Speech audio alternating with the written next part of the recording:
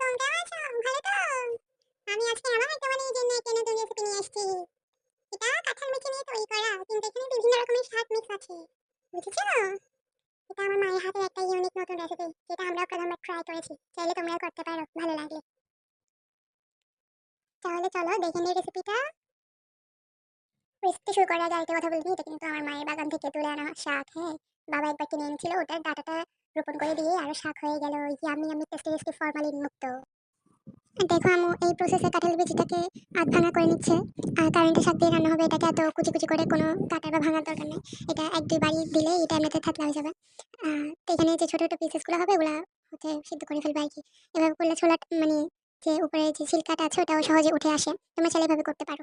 আমার কাছে এটাই ইজি মনে হয়েছে, তাই এভাবেই করছে। আর হ্যাঁ, এটাকে যে পাথরটা দিয়ে আধ ভাঙা করতেছে, পাথরটা কিন্তু আমার ভালোভাবে ক্লিন করছে। হ্যাঁ, তোমরা আবার মনে করিও না আধোয়া পাথর একটা আনি এমনি ঠাস ঠাস করে ভাঙিয়ে নিচ্ছি। আর এটা ভাঙার আগে নিচে অবশ্যই একটা কাপড় দিয়ে দিই। এখানে দেখো আম্মু কাঁঠালটাকে সিদ্ধ করতে বসে দিয়েছে, অল্প একটু হলুদ, পরিমাণ মতো পানি দিয়ে। তোমরা চাইলে লবণ দিতে পারো। এদিকে আমি আমার ভিডিও দেখতে রান্না করছি আর ভিডিও করছি, আমাদের এখানে খুব সুন্দর বাতাস হচ্ছে। এখানে কিছুদিন আগে অনেক বেশি বৃষ্টি হয়েছিল, এখন সুন্দর বাতাস চালাচ্ছে, দেখলাম ভালোই লাগছে। তোমাদের ওদিকে কি অবস্থা জানাও তো।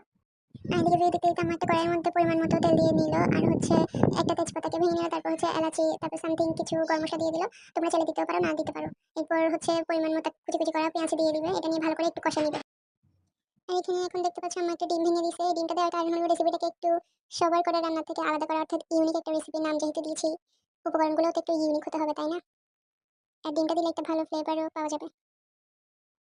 এখন এটাকে কষানোর পর আমরা সেই সিদ্ধ করে রাখা কাঁঠালের বিচিগুলো দিয়ে দিব। দেখো এগুলো একদম হাত দিয়ে ধরা মাত্র গলে যাচ্ছে। আর এটা যখন খাবে শাক দিয়ে তখন তোমাদের মনে হবে কচুর ছড়া খাচ্ছ। একদমই নরম কাঁঠালের বিচি, মানে অনুভবই হবে না, তেমন একটা একদম সফট হয়ে যাবে। আর কাঁঠালের বিচিটা দিয়ে দেওয়ার পর এটা একটু সিদ্ধ করে নেবে। তারপর হচ্ছে এখন শাকগুলা দিয়ে দিবে। শাকগুলা এখানে বিভিন্ন রকমের শাক আছে মিক্স করা, আম্মু বাগান থেকে তুলে আনছিল, অনেক রকমের শাক আছে। আম্মু কি কি নাম যেন বলছিল, আমার পুরোপুরি মনেও নাই। যাই হোক, খেতে মজা হলে তো হয়েছে, তাই না? আর আমরা খাইছি, ভালো লাগছে, তাই তোমাদের সাথে শেয়ার করছি আর কি। আর এটাকে এখন একটা ঢাকনা দিয়ে ঢেকে দিব। এটা একটু শাকগুলো নরম হয়ে আসুক। তারপর এখানে এখন দিয়ে দিব হচ্ছে আম্মু একটা ফ্রাই প্যানে হচ্ছে তেল গরম করে নিয়েছিল, সেই তেলের মধ্যে শুকনো মরিচ কিছু ভেজে এগুলো শাকের উপর দিয়ে দিলে এটা আরো বেশি সুস্বাদু হবে। আর মাঝখানে তেল দেওয়ার আগে আম্মু একটু লবণ দিয়েছিল, এটা বলতে ভুলে গেছি, এখন বলে দিলাম। আর ফাইনালি আমাদের সেই কাঙ্ক্ষিত কাঁঠালের বিচি দিয়ে বিভিন্ন রকমের শাক রান্না কিন্তু রেডি। আর এটা খেতে খুবই ভালো হয়েছিল, তোমরা চাইলে ট্রাই করতে পারো। দেখো লুকসটা কিন্তু সেই রকম আসছে, আমরা তো গপ করে খেয়ে নিছি। আর তোমাদের রিকোয়েস্ট থাকলে একবার অন্তত ট্রাই করে দেখতে পারো যদি ভালো লাগে। আর এই রেসিপিটা ভালো লাগে আমাদের চ্যানেলটাকে একটা ফলো দিয়ে লাইক কমেন্ট করে আমাদের পাশে থাকতে ভুলো না। আজকের মতো এই পর্যন্ত, দেখা হবে তোমাদের সাথে নেক্সট কোনো ইউনিক রেসিপিতে। সে পর্যন্ত তোমরা সবাই ভালো থেকো, সুস্থ থেকো, নিজেদের যত্ন নিও। আল্লাহ হাফেজ।